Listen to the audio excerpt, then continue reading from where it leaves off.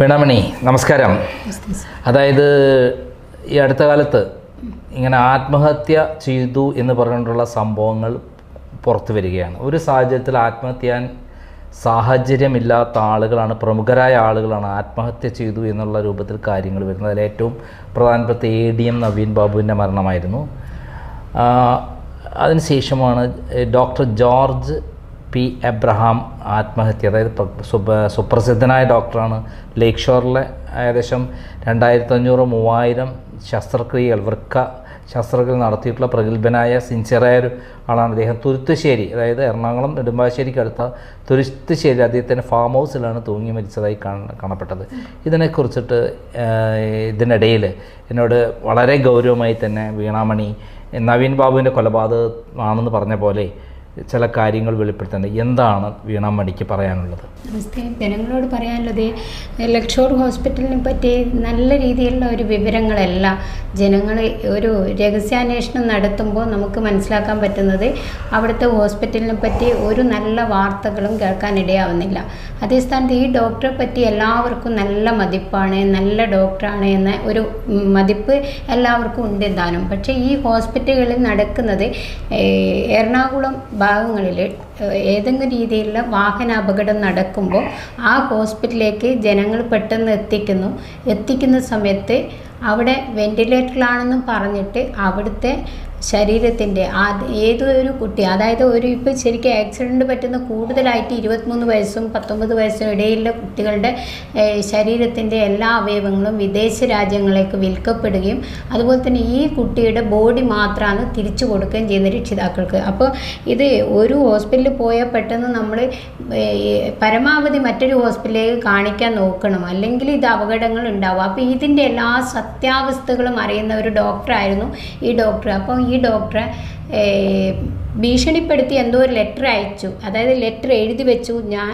മരിക്കുകയാണെന്ന രീതിയിൽ ലെറ്റർ എഴുതി വെച്ചു. അങ്ങനെ അദ്ദേഹത്തിനെ കൊലപ്പെടുത്തുക ചെയ്തതെന്നാണ് എനിക്ക് കിട്ടിയ വിവരം. അതായത് ഈ ഡോക്ടർ മരിച്ചപ്പോൾ ജനങ്ങളിൽ നിന്ന് എനിക്ക് കിട്ടിയ വിവരം അങ്ങനെയാണ്.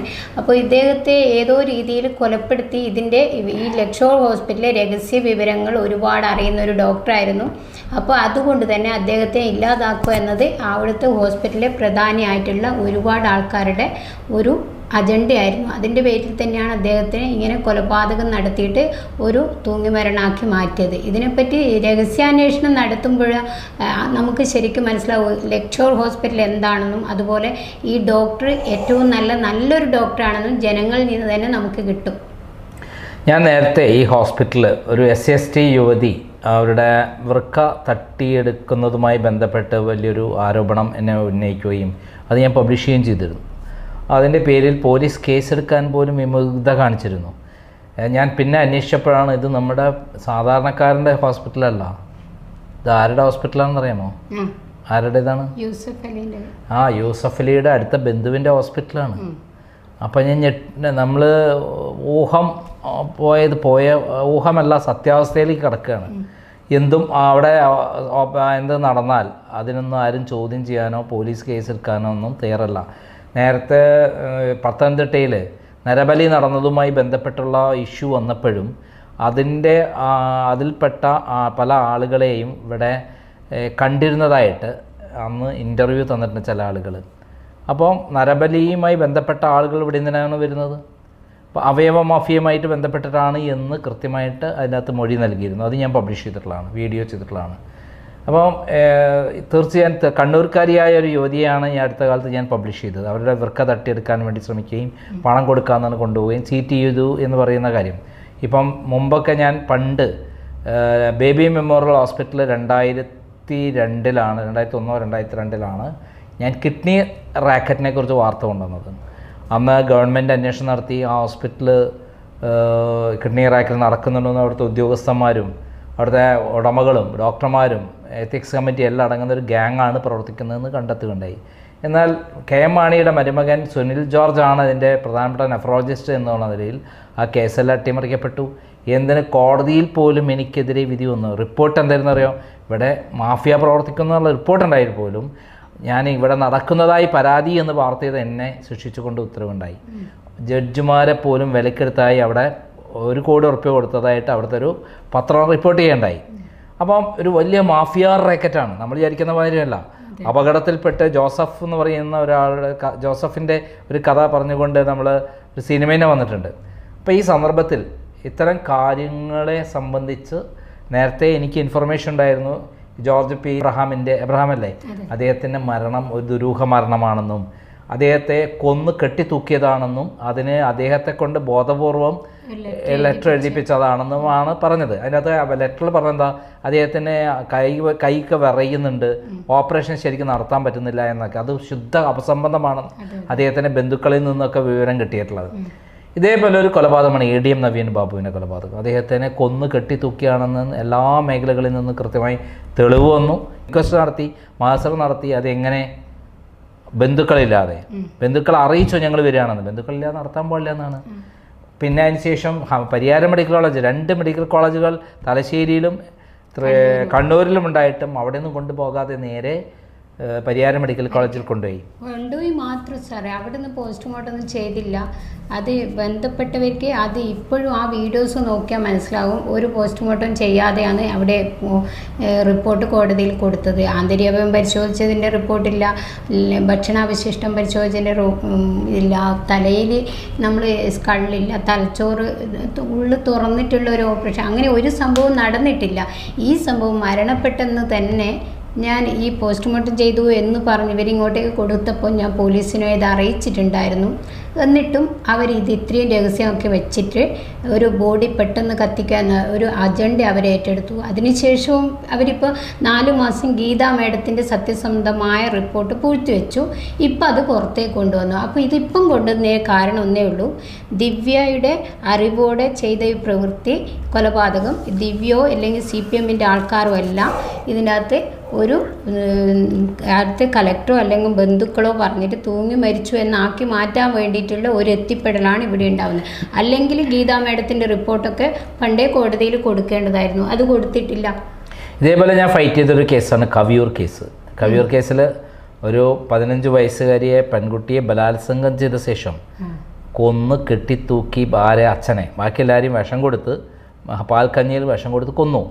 എന്നിട്ടെന്താ, ഇതെല്ലാം ആത്മഹത്യയാണെന്നും മാത്രമല്ല ഈ കുട്ടി കന്യകയാണെന്നും ഈ കുട്ടി ബലാത്സംഗം ചെയ്യപ്പെട്ടില്ല എന്നും ഒക്കെ പറഞ്ഞുകൊണ്ട് ശ്രീമതി ടീച്ചറാണ് പിറ്റേ ദിവസം എത്തിയത്. ഏറ്റവും രസകരമായ കാര്യം, കണ്ണൂരിൽ നിന്ന് കഷ്ടപ്പെട്ട് അവർ അവിടെ എത്തി. യഥാർത്ഥ സംഭവം എന്താ, എനിക്ക് കിട്ടിയ ഒരു കത്തുണ്ട്. ആ കത്തിൽ പറയുന്നത് ഈ പറയുന്ന നാരായണ നമ്പൂതിരി പോസ്റ്റ്മോർട്ടം റിപ്പോർട്ടിൽ കൃത്യമായി പറയുന്നത് വിഷവും കഴിച്ചിട്ടുണ്ട്, പിന്നെ മദ്യവും കഴിച്ചിട്ടുണ്ട്. വിഷവും മദ്യവും കഴിച്ചാൽ ചോദ്യതാണ്, വിഷവും മദ്യവും കഴിച്ചാൽ തൂങ്ങി മരിക്കാൻ പറ്റും? ഇല്ല സാർ, അതെല്ലാം ഒരു ഇപ്പോഴത്തെ ഇത് രാഷ്ട്രീയത്തിൻ്റെ ഓരോ അജണ്ട എന്ന് പറഞ്ഞാൽ അവർക്ക് കൊല്ലണമെന്നുണ്ടെങ്കിൽ ഏത് രീതിയിൽ അവർ കൊല്ലും. ഒന്നിക്ക് വാഹന അപകടം, അതല്ലെങ്കിൽ പിന്നെ ഇതുപോലെ തൂങ്ങി മരണമാക്കി പറ്റും. എന്നിട്ട് അവർ ഒന്നിക്ക് നാച്ചുറൽ ഡെത്ത് ആക്കി വെച്ചു, അല്ലെങ്കിൽ ഒരു തൂങ്ങി മരണം, ഇത് ഏതെങ്കിലും ഒന്നാക്കി വെച്ചിട്ട് രക്ഷപ്പെടും. അതായത് അച്ഛൻ നാരായണ നമ്പൂതിരി തൂങ്ങി മരിച്ചു, ബാക്കി എല്ലാവരും വിഷം കഴിച്ചു മരിച്ചു. എന്നാലും എല്ലാവരും വിഷം കഴിച്ചിട്ടുണ്ട്, എല്ലാവരും പാൽക്കഞ്ഞിയിൽ വിഷം കഴിച്ചിട്ടുണ്ട്, പിന്നെ മദ്യം എങ്ങനെയും കഴിച്ചിട്ടുണ്ട്. മദ്യം എവിടെ നിന്ന് കിട്ടി, ഈ വിഷം ആര് കൊണ്ടുവന്നു, ഇതൊന്നും അതിൻ്റെ പിക്ചറിൽ കണ്ടെത്താൻ CBI പോയില്ല. CBI ഉദ്യോഗസ്ഥൻ അച്ഛൻ നാരായണ നമ്പൂതിരിയാണ് മോളെ പീഡിപ്പിച്ചെന്നുള്ള കഥ ഉണ്ടാക്കാൻ ശ്രമിക്കുകയാണ് ചെയ്തത്.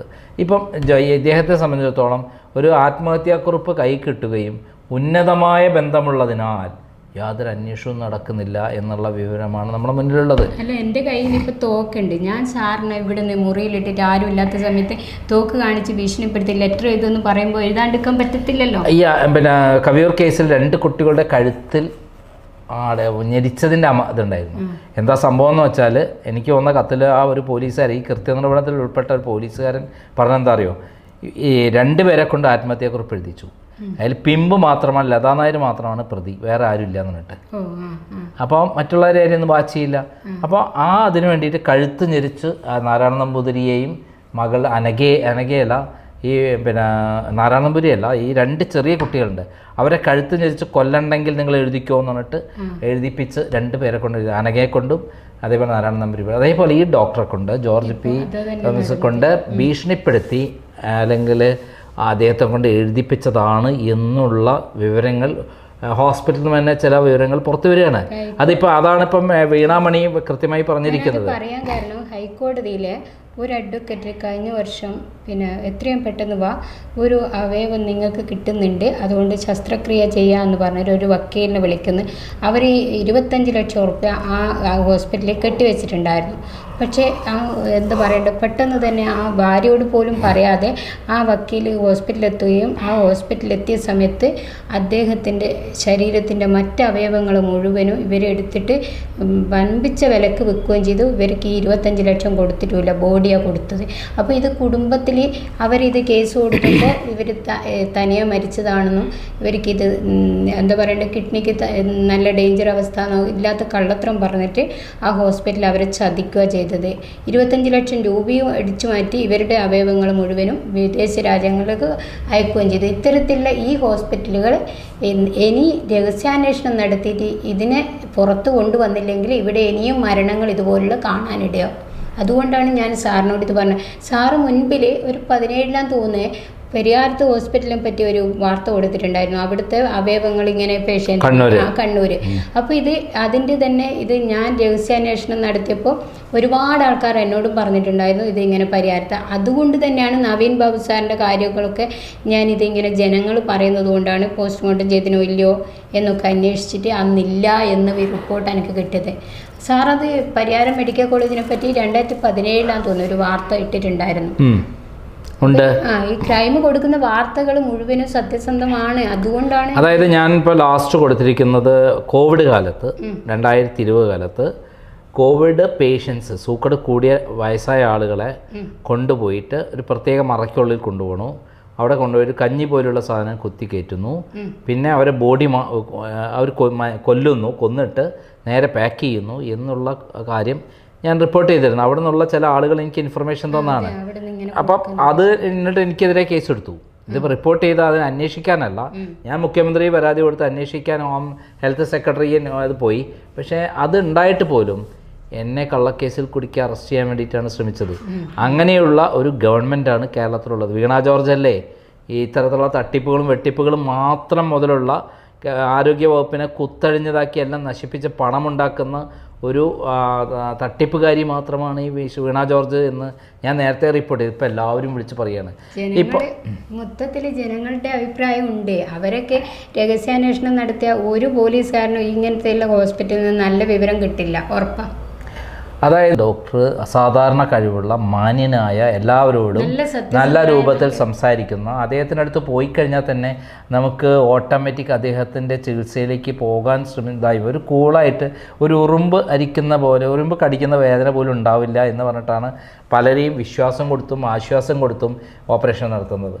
പക്ഷേ അദ്ദേഹത്തെ കൊണ്ട് ഇത്തരത്തിൽ അവയവ മാഫിയയുടെ പ്രവർത്തനങ്ങൾക്ക് വേണ്ടി ദുരുപയോഗം ചെയ്തു എന്ന് പറയുന്ന ഒരു ആരോപണമാണ് വീണാമണി ഇപ്പം ഉന്നയിച്ചിരിക്കുന്നത്. അത് വളരെ ഗൗരവമുള്ള കാര്യമാണ്. വിദേശത്തേക്ക് അവയവങ്ങൾ മാറ്റുന്നു. അതായത് അദ്ദേഹത്തിൻ്റെ നെഫ്രോളജിയാണ്, അതായത് കിഡ്നിയാണ് അദ്ദേഹം ഓപ്പറേഷൻ എടുത്ത് മാറ്റുന്നത്. കിഡ്നിക്ക് ഇപ്പോഴത്തെ വിദേശത്തെ മാർക്കറ്റ് 1 കോടി റുപ്യൊക്കെയാണ്. ഇവിടെ ഞാൻ റിപ്പോർട്ട് ചെയ്ത എന്താ വെച്ചാൽ അന്ന് 10 ലക്ഷം കൊടുക്കാമെന്ന് പറഞ്ഞിട്ട് പൈസ തരാമെന്ന് പറഞ്ഞിട്ടാണ് കൊണ്ടുപോയി ഒരു ലേഡിയുടെ കണ്ണൂർ സ്വദേശീനിയായ ലേഡിയുടെ വൃക്ക തട്ടിയെടുക്കാൻ ശ്രമിച്ചു എന്ന് പറയുന്ന കാര്യം. ആ 10 ലക്ഷമാണെങ്കിൽ അത് വിൽക്കുന്നത് ഞാൻ മനസ്സിലാക്കുന്നത് ഒരു കിഡ്നിക്ക് 1 കോടി രൂപയൊക്കെയാണ് വിദേശത്തേക്ക്. വിദേശത്തുനിന്ന് പേഷ്യൻസ് ഇവിടെ വരികയാണ്. അവിടെ പോകേണ്ട ആവശ്യമില്ല. വിദേശികളായ പേഷ്യൻസ് കേരളത്തിൽ ഏറ്റവും അധികം വരുന്നത് എവിടെ അറിയോ? ലേക്ക് ഷോറിലാണ്. ഡോളർ അവിടെ നിന്ന് വരുന്ന വിദേശികളായതുകൊണ്ട് ഡോളർ ഇടപാടാണ്. ഇവിടുത്തെ Indian rupees ആയിരിക്കും. അപ്പോൾ പക്ഷേ നമ്മളിവിടുത്തെ ഒരാൾക്ക് ഓപ്പറേഷൻ നടത്തി കഴിഞ്ഞാൽ മാക്സിമം 30 to 40 lakhs ഒക്കെയാണ് വരുന്നതെങ്കിൽ അവർക്ക് 1 കോടി 1,40,000 ഒക്കെ ആയിരിക്കും ചിലവ് വരുന്നത് എന്നാണ് ഞാൻ മനസ്സിലാക്കുന്നത്.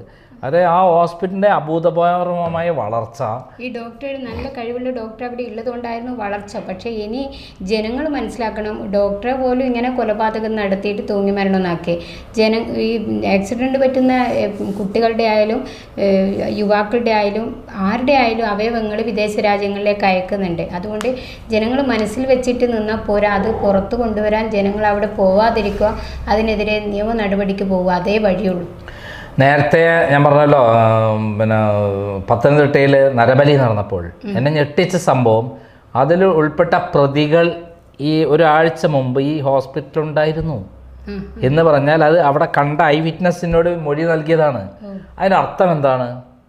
ഇവർ വെറുതെ കാണാൻ വേണ്ടി അത് അവിടെയുള്ള ഈ മിഡിൽ മാൻമാരായിട്ട് സംസാരിക്കുന്നത് കണ്ടു എന്ന്, കിഡ്നി സംബന്ധമായും അതെ മറ്റ് അവയവങ്ങളും ഇവിടേക്ക് കൊടുക്കുന്നതിനെ സംബന്ധിച്ച് സംസാരിച്ചു എന്നും ഞാൻ പറഞ്ഞ അതിൻ്റെ റിപ്പോർട്ട് ചെയ്തിട്ടുണ്ട്. അപ്പോൾ അതിൻ്റെ അർത്ഥം എന്താ, വലിയൊരു അവയവ മാഫിയ അതോടനുബന്ധിച്ച് ലേക്ക് ഷോറിനുള്ളിലോ അല്ല പുറത്തോ പ്രവർത്തിക്കുന്നുണ്ടെന്നുള്ളതിൻ്റെ ഏറ്റവും തെളിവാണ്. എന്തായാലും ഈ ഡോക്ടറുടെ മരണം ദുരൂഹതയുള്ളതാണ്. അവരെ കൊന്നു എന്ന് പറയുന്ന വീണാമണിയുടെ വെളിപ്പെടുത്തൽ വളരെ ഞെട്ടിക്കുന്നതാണ്. ഇതിന് ശക്തമായ അന്വേഷണം വേണം. എന്തായാലും ആ അന്വേഷണത്തിന് ലേക്ക് ഷോർ ഹോസ്പിറ്റലോ അല്ല യൂസഫ് അലിയോ ഉള്ളിടത്തോളം കാലം പിണറായി വിജയൻ തയ്യാറാവില്ല എന്നുള്ളതാണ് ഞാൻ മനസ്സിലാക്കുന്നത്. പക്ഷേ ജനങ്ങൾ തന്നെ ആ ഹോസ്പിറ്റലെ പറ്റി ഒന്ന് രഹസ്യമായി അന്വേഷിച്ചാൽ എത്ര കൊലപാതകം അവിടെ നടക്കുന്നുണ്ടെന്ന് വ്യക്തമായിട്ട് മനസ്സിലാവും.